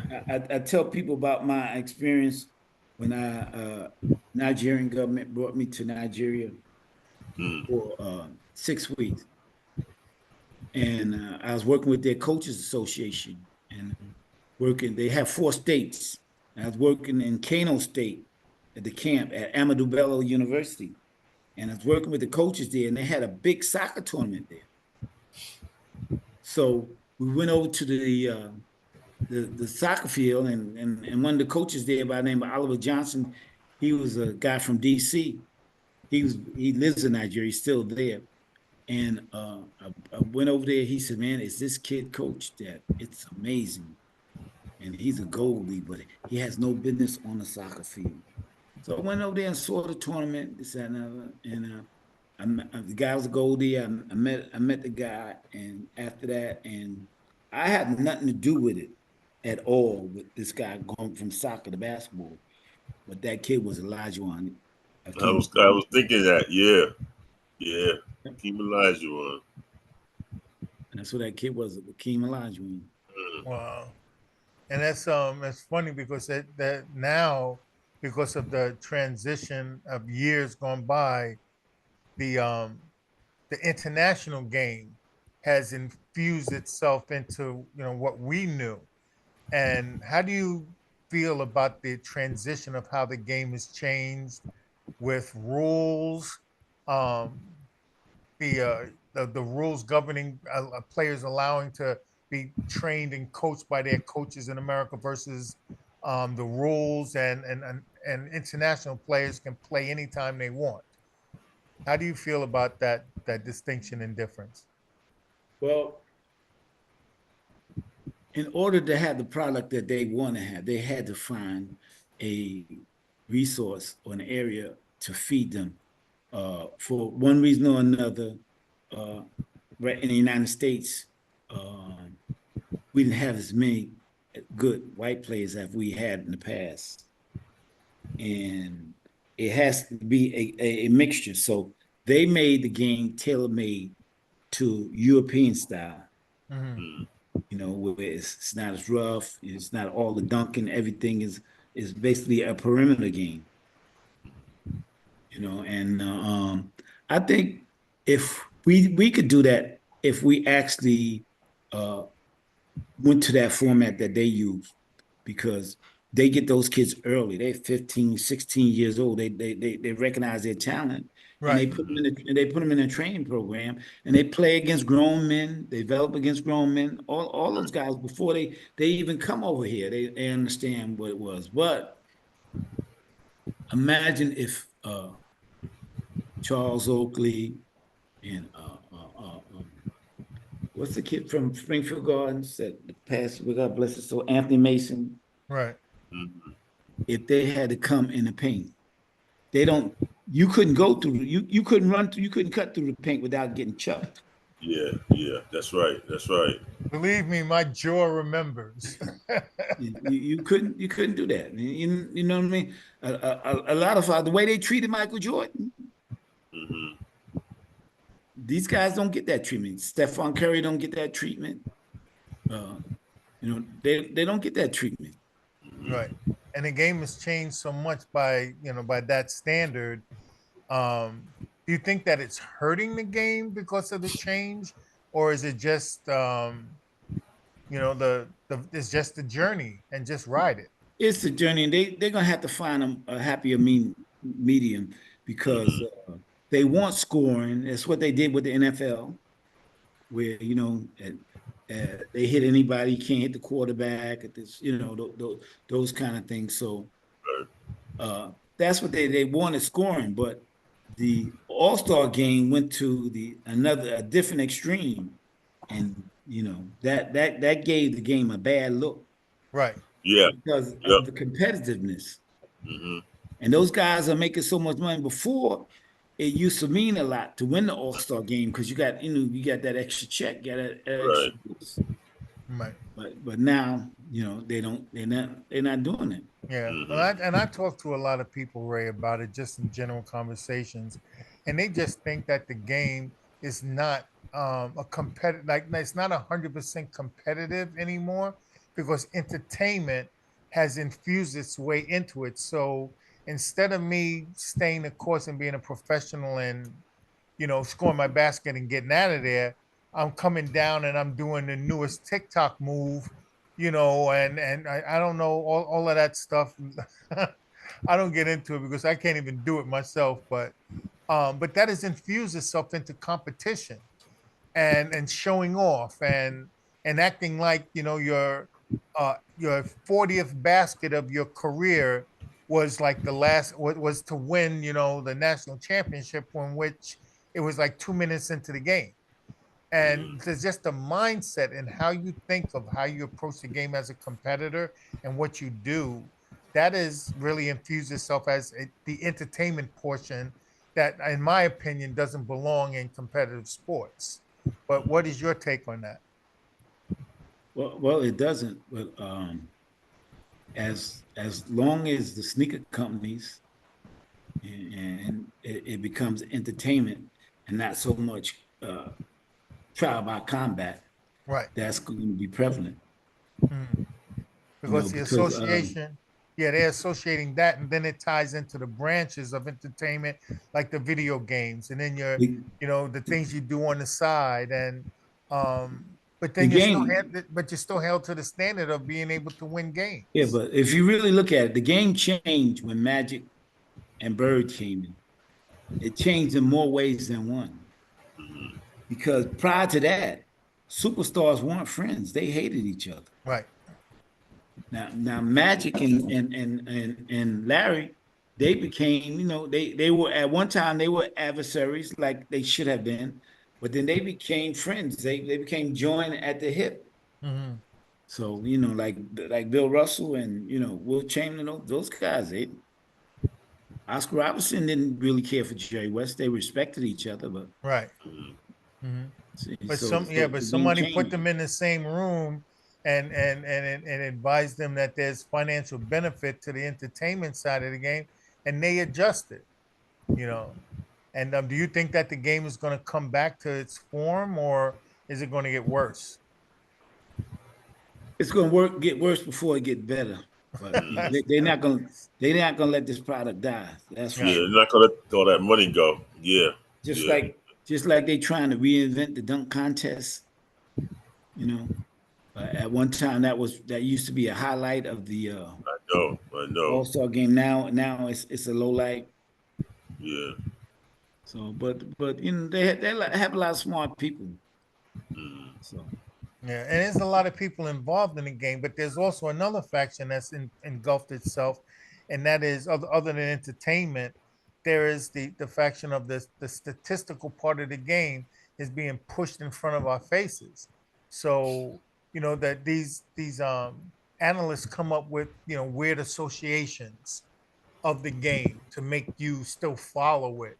Oh, he was the first guy since Kareem Abdul-Jabbar to score 40 points and 10 rebounds. And it's a stat that doesn't mean anything, at least to me. And I'm a math mhm. guy, and that stat doesn't mean anything to me. But for others, it drives things. And I'm at a loss, so I'm just asking like an open-ended question, like what purpose does the other than what we normally know statistics serve? What purpose is them taking it to a higher level? Where does that serve us? um, that's as long as it stays in the realm that it's in as far as entertainment and they continuously make money off it. It's always going to be there, you know. Yeah. Yeah, Yeah. yeah. And I think that I mean, but that's part of, I guess, the growth of the league. Do you think that the league in itself is heading in the right direction? I think so. I think they're gonna have the ability. It's too much money involved to correct themselves. Mm-hmm. Yep. Yeah. And that, but I think that, when they have that difficulty in that, just in a corporate setting, they should not be stepping in and trying to reinvent the wheel. And do you think that they're trying to reinvent the wheel, or is this like just a regular maturation of the league itself? I think it's just a regular metric. I think it's just regular. It's just a cycle that they're going through. Right. And it's a very interesting environment, and for you, do you think that you'd ever, well, maybe not now, but was was going at to that level in a coaching environment, was that ever a goal that you thought about? Um, I did. I've been uh, had several conversations with people who came up to me and they saw my LIU teams playing. One guy told me, said, Coach, man, the NBA will owe you a lot of money because you was the first guy that had bigs shooting those threes like that. Mm. So, and the only reason why I had my bigs shooting threes because, well, number one, they could shoot, and Right. number two, they didn't want to swim with the sharks, so they didn't go in that paint. Yeah. I hear that. Oh man. Well, I'm let sorry. me I'm ask you sorry. something, I'm Coach. sorry, man. Go ahead, Hold up, man. E. Hold up, E. Coach, I want you to put your striped shirt on, your black and white shirt on, right? Uh-huh. I want you to ref a game in the park and have everybody doing the Euro step. Tell me Oh, what man. what would you say to me when I'm doing a Euro step in the park? And they Go need a back. bus pass. They be walking so much. Yeah, oh man, come on. Between that and carrying the ball, And, and, I and mean, they allow the ref officials allow that to happen. yeah. And it's too pronounced. Yes, exactly. And also when a lot of guys use the Euro strip, they drag their foot. So that's Mm-hmm. even 1,000 more steps when you drag your foot. Right. Right. Right. And I think and I might be wrong at this, but the rules, a lot of the things that you do on a basketball court, the rules are dictated by time. I can't Mm-hmm. take one step on a layup and then stop and stand there for 10 minutes and then take the second step and take my layup. you know, you just Yeah. can't do that. And like you said, the Euro step, there's a pause in your movement. And it's worse in women's, that you see, like them doing Euro steps like after they've come to a jump stop. Mm-hmm. And but that's, once again, that's them allowing the rules to be bent. And it's slowly but surely becoming a standard, you know. But believe it or not, the Euro step didn't come from Europe. Elgin Baylor did that move. Yeah. Right. Initially, I've that's heard. right. Yeah. Yeah. Yeah. But they don't call it the Elgin. Yeah. Right. No, of course not. Of course not. Recognition, of something like that. They wanted to still tie in Europe to the NBA, so that's why they gave it that name. And that's another thing. I don't think Elgin Baylor gets enough credit for Oh being as man. great as he was Mm-hmm. with his stats. Nobody ever talks about him. Yeah. And he's gonna be great in any era. Right. Yeah. Yeah. In any era. Some players like Connie Hawkins, any era. Mm-hmm. His game would have fit in any era. Yeah. Yeah. And True. that's all about, once again, the marketing of the game and not seeing the value of something that you start, and eventually somewhere along the line people pick it up and it becomes a standard. But his point production, playing D, footwork, everything about his game, it should be always mentioned when they talk about greats, always mentioned, but that's marketing. Once again, they don't find him to be marketable in their eyes, even though his successes say yes, you know and that's the same with Connie too. You Yeah. know, Yeah. you watch a lot of these guys, and it's like, once again, the New Yorkers who have brought certain skill sets to the game of basketball, and then never get the recognition for it. And We just had a street naming for Roger Brown. Yeah. I was out of town. I Yeah. wanted to be there that day. And Yep. I think what was so great about it is that if you go into St. John's Recreation Center now, and the block before on Prospect is Roger Brown Way. Right. So a lot of people may ask the question, who is Roger Brown? Because a lot of people don't, a lot of guys, like kids now, they don't even know who Pearl Washington is. Right, right. Yeah. Pearl Monroe. And that's the part of the game that's lacking. Mm-hmm. As a kid, I used to sit and hear the stories that the older guys would tell. Mm-hmm. I hear the names, and I register the names to memory. And when I saw that individual, I could tell him exactly who he was, some of his Mm-hmm. exploits, though, the whole 9 yards. Kids don't have that. They don't have Right, Right. right. they don't have that. That's not important. That's not important to me. Well, is it that it's not important, Ray, or is it that people just aren't talking about the past? That too, but Both. it was It's both. I know it was important to me. No, we don't talk about the only reason why they don't talk about the past because they don't know the past. Right. Mm-hmm. See, we talk about it because we know it. Mhm. Right. True. True. So that is couple of generations that skip. Mm. You know what I mean? They Yeah, and just things are missing, yeah especially if you said they don't know who Pearl is, then something wrong. Yeah. yeah Yeah. You know? they miss they miss nights in the ball. Yeah. Man, you They kidding me? miss If they don't know, citywide. if they don't know who Eric Short is, there's a problem. They should. And but it's once again the culture has changed, and the thing about our culture is that we were tied to, like you said, we were tied to the past in Yeah. some way, shape, or form, and that gap that happened, it has to be fixed, and we can fix that. You But know, maybe you could tell me this because I don't understand. Why did the name change from blackbirds to sharks? What's that? What was that all about? from what I gathered, a woman had, I was a woman, had an opinion that blackbirds was offensive. Really? And I could be wrong. That the word was that it was a white woman who felt it was, and she was fighting, I guess, some kind of plight that she had in her mind. But it's funny because the blackbird there's a such thing as a blackbird.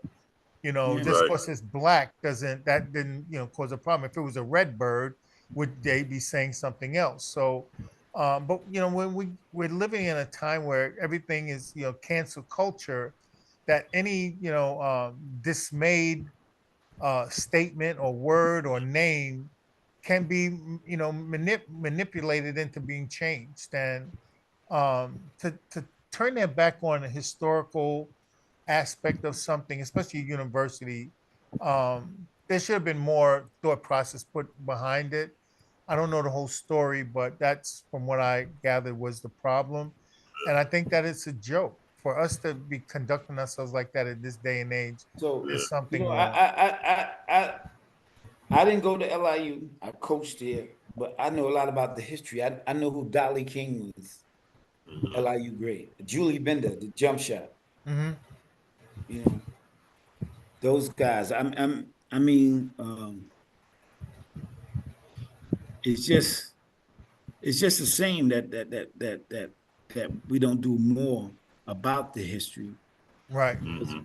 Because if we knew more about the history, the new history that's being made, if it's closely associated with it's that link that's important. Right. Well, I tell you, Ray, if you go and buy a house tomorrow and you go and see it today and you look inside the house and right away, there's things that you see in there, you see a vision of changing everything that you see.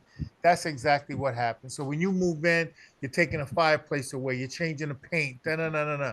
You're changing the kitchen. And that's this wholesale changes that people come up with to want to do. And that's what has happened to LIU, the wholesale changes of the name, of how they do business, how they don't respect the past. I was fighting for years to see why they don't induct the whole team of my team, when the first team to ever go to NCAA tournament. Mhm. Oddly enough, the plaque is right behind me, right over, actually, kind of like right over my head. And to not respect that aspect, that's their choice. But to turn your back on it and not do any kind of Hall of Fame inductions anymore, means that for you to turn your back on the history of the university is one of the worst things that you could do. UCLA wouldn't do it, Georgetown wouldn't do it, Alabama wouldn't do it. And but it's once again the people that are in power, they can go in and make wholesale changes because they're in control. And there has to be, and history should not be, it's not something that should be manipulated to serve your purpose. It should stand, it stands alone. Yeah. But that's, I guess they didn't feel that way, you know. And it's a very sad state of affairs because you have, it's a small university as well, Ray. And there's other schools that are small as well, and they have decent history, like VCU is just like LIU, a small university in Richmond, in this uptown in the city of Richmond. And the same with DePaul, right? DePaul is like a city school, Yes, you know. Paul's like St. John's. Yeah, and so these schools have like rich histories. Nobody's going to change that. How are you going to change the history of Indiana, Hoosiers? I mean, You know, people would be in an uproar to do that. who was LIU's biggest rival? Who is or was? Yeah, in their conference, yeah, who was? It would probably have been, well, when I was playing, it would have been Wagner, probably Wagner and Fordham. More than St. Francis? No, St. Francis was never. I mean, we did a game against them. Oh, It they was weren't like, in the conference with you? They were in yeah, our they were, conference. they were. But I'm saying, but that wasn't our biggest rival. It would have been, in my opinion, it would have been probably Wagner or Fordham because they were the teams that were more competitive.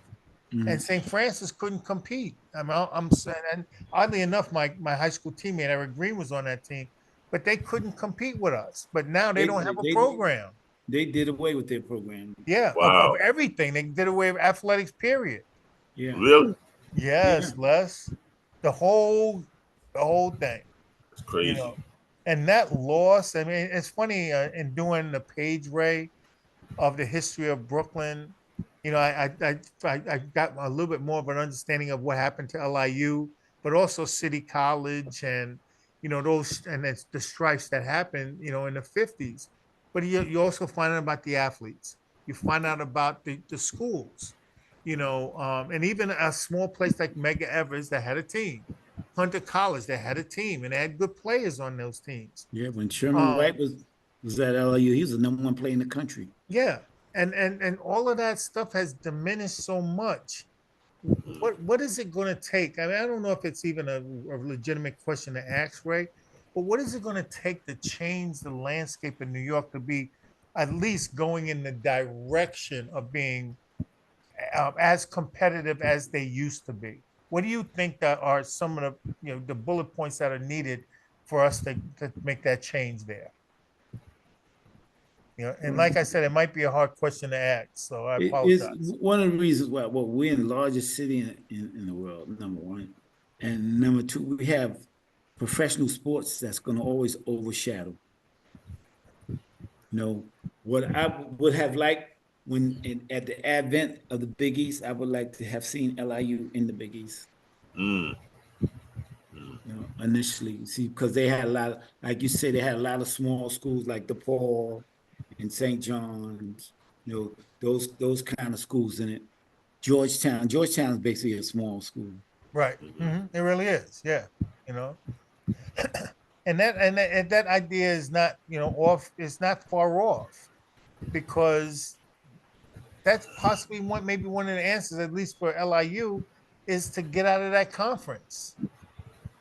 And the way that schools are leaving conferences these days, of all things, you stay in the conference, but you change the name.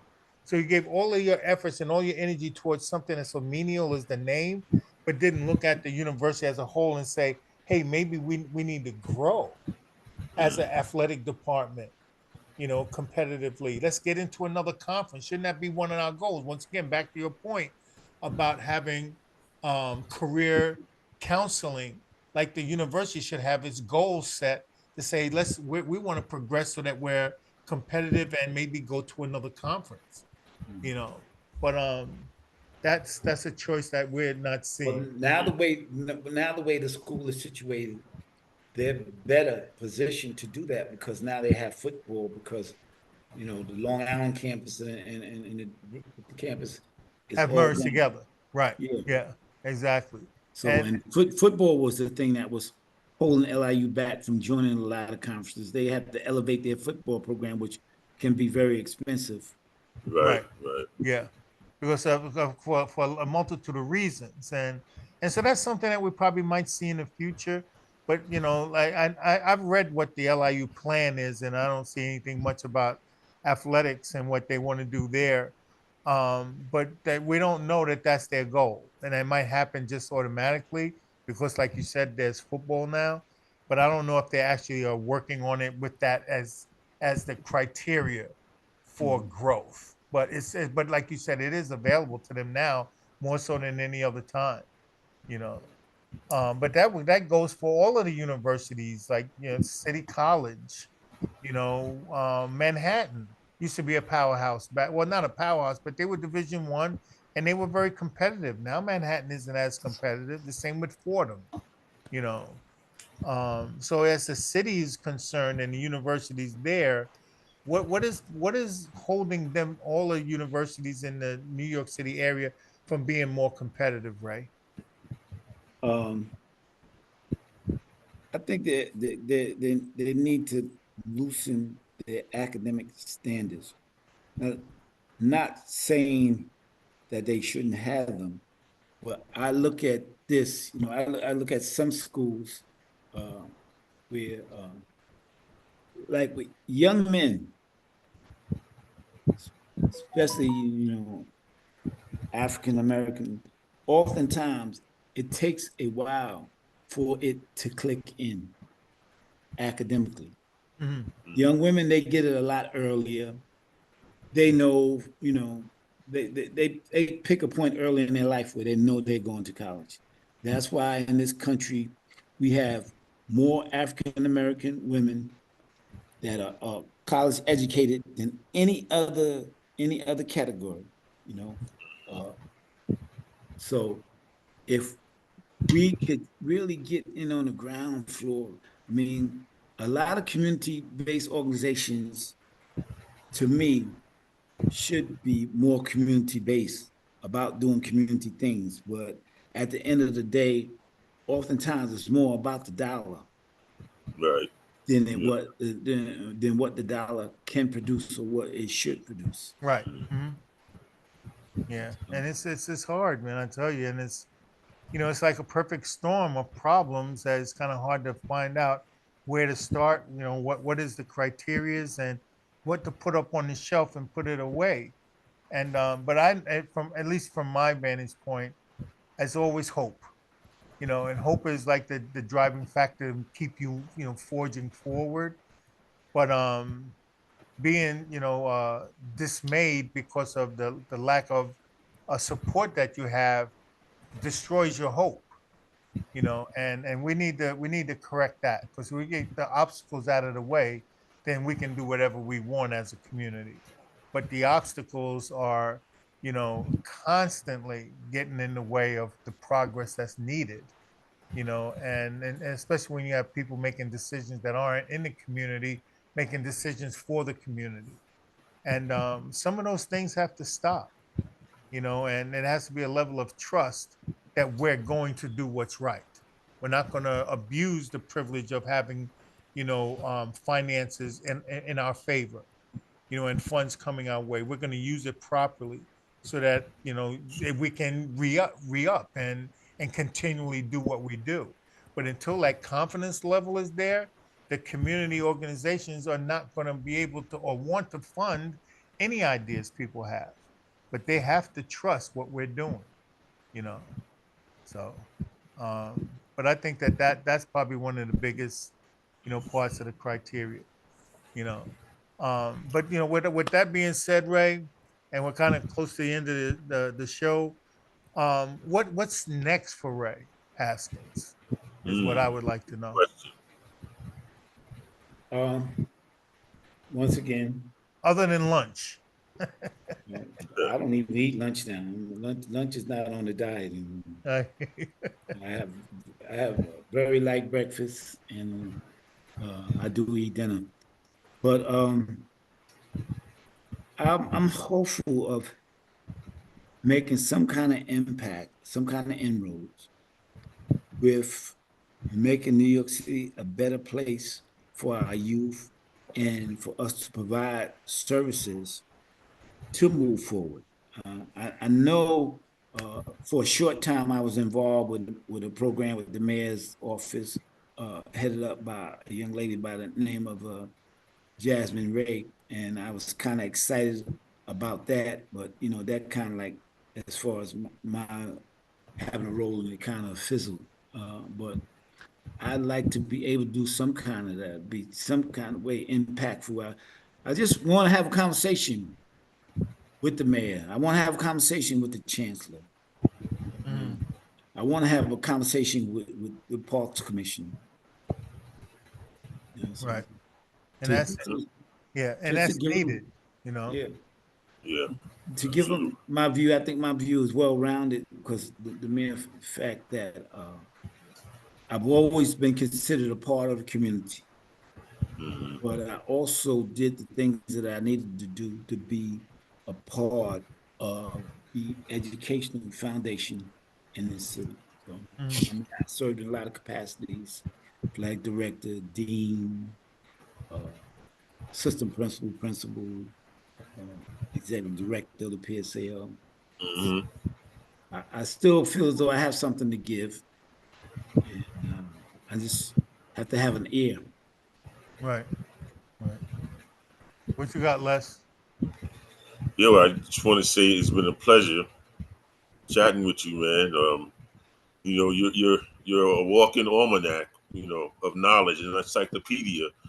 The things that you know and things that you've the past that you've traveled. Always admired you. Wish I played for you when I was younger, but you left a lot of my games, man, and I never found out, so that's a good thing too. So you know, just happy that you got on with us, man, for real. Thank you for having me. It's a Yeah, no blessing. problem. And I just want to from my standpoint, I've known you for a long time, Ray, man, and as a person who's gotten some tutelage from you, on the side, and I don't know if you remember this, but I know those Saturday mornings at St. John's Rec, and y'all used to beat me up, man. I was like 12 years old, man, and the biggest guy in the gym, and you and Lloyd and Saul be on the court just beating the hell out of me. But you would say things to me like you wasted your dribble. Like, why did you like? I mean, and it was like these 3-word sentences to me as we're playing, and and like we say, not that many people do that. We know who the people that do that. They're those special people, and I want to thank you for those things because those little things do stick in young people's heads. And but then you go 40 years later, 50 years later, and I see in the man that you've become and the things that you've accomplished. It's I am a better person for knowing you, man. I really am, man. We don't talk Thank you. much, but that's okay. I'm gonna take care of that. But All right. I really want to thank you for coming on the show. I know that we'll continue conversations and see what we can collaborate with in the future. But thank you very much for participating in the podcast today. Okay. Thank you for having me. Okay. Yeah, got anything special you want to say before we wrap up, Ray? No, but I like to see these kind of forums, hopeful of maybe getting the view of some community coaches to see what they have to say. Like kid like Khalid Green, who used to be my assistant, one of my assistants at LIU. He runs the New Heights program now. Right. Hmm. He's director of the New Heights. Yeah. And that's Roger Green's son, right? Roger Green's son. Roger Yeah. Green grew up on my block. He was my best friend as kids. And Okay. he came from a well-to-do family. Yeah. Father was an electrician, mother was an educator. And I learned how to skate on his roller skates, Mm, Wow. ride on his bike, Yeah. catch with his glove, mm. because he was always a sharing person. And I Wow, appreciate that to nice. this day for Yeah. him. I used to be Yeah. involved with Ray with the Crown Heights Coalition when they had the Crown Heights riot. So I got to know him a bit that way. And Okay. Hmm. we've stayed friends since then. But yeah, that once again is people in the community that we know would definitely has the community's best interests at heart. And Ray being the leader of that pack, or at least one of them. And so once again, I want to thank you for coming on the show. Everybody, once again, we have another show ending. Ray Haskins, our guest for today, has really added some value to the knowledge of what goes on in Brooklyn and the basketball scene in New York City. And we want to thank him for being on the show. I want to let everybody know we'll see you guys in the next show. Take care. All right.